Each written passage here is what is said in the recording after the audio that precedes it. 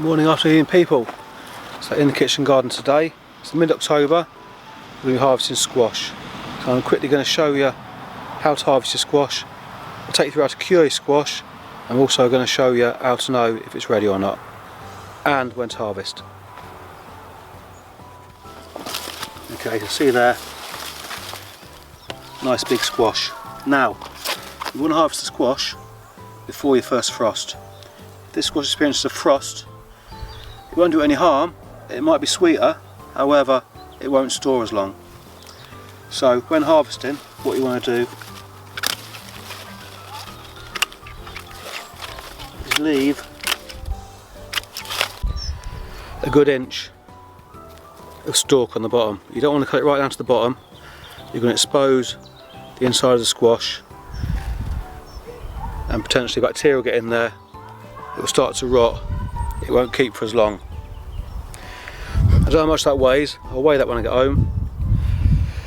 Now, the test. Push thumbnail into the squash like that. If your thumbnail can push in, like mine just did there, it's not ready. Or it needs to be cured. So I've got no choice but to harvest this now. Definitely first frost is coming. 2 degrees last night. So I need to harvest it now, but we're going to cure that. So I'll harvest the rest of them. I'll take you through the curing process. Okay, that one's not as big. Do the thumbnail test. Okay, I can't get my thumbnail into that one. I'm still going to cure it, nonetheless.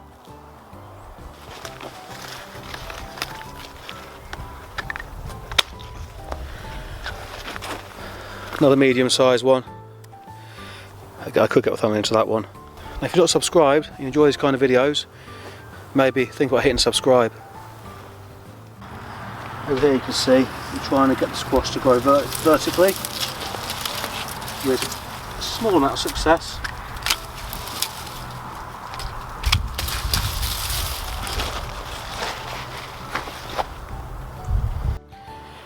Another fairly decent sized one there.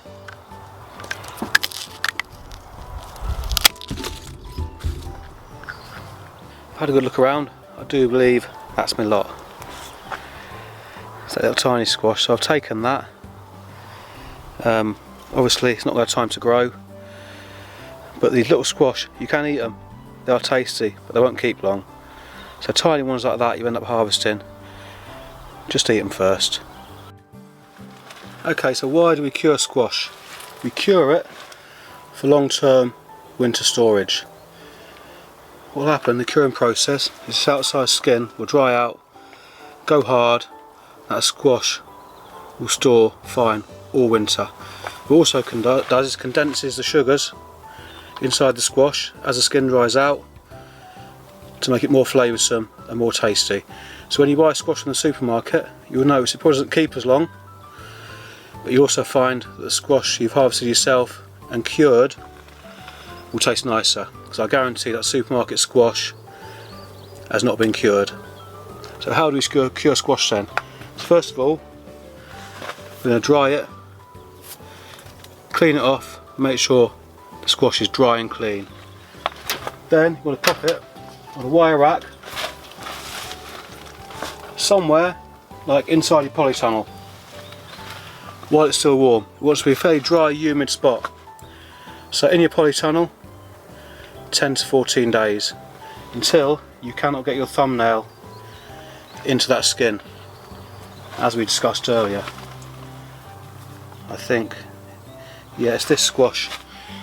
I can't get my thumbnail into the skin, so it's pretty much cured itself on the plant. However, to be on the safe side, I'm going to cure that in the polytunnel for 10 to 14 days.